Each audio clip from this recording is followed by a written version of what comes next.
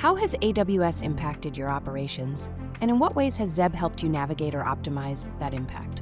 My name's Gene Welsh. I'm the Chief Transportation Officer here at Mode Global. Mode Global is a multi-brand 3PL platform with 4PL capabilities and a significant tech enablement strategy. I joined Mode in May of 2022. And again, I've enjoyed my tenure as Chief Transportation Officer. I think one of the largest learnings specific to our business and really logistics and transportation, and I would say really more prevalent and or pronounced coming out of the pandemic, is that need to be very nimble and very flexible to meet the ever-changing dynamics of the transportation modes of transport, as well as the customer need, right? A lot of key learnings out of the pandemic. And to me, the most prevalent one is expect the unexpected.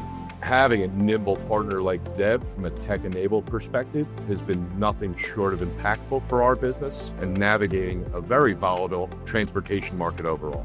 From that perspective, Zeb, the focus there is really how do we do things fast, quickly, and effectively. So from that perspective, an API first strategy so that it's easy from a plug and play perspective, that interconnectivity through our base TMS platforms, as well as our customer experiences. Secondly, we went through a significant refactoring exercise on our base TMS platform, and really that enhanced and expanded our digital freight brokerage capabilities. So from a complement to our business, from not only stability of our technology, also it's been an enhancement to revenue generation opportunities through that partnership. So again, the biggest things for me have been that quick reaction, the nimbleness and the flexibility. In the very dynamic transportation environments, we cannot afford to be rigid in nature.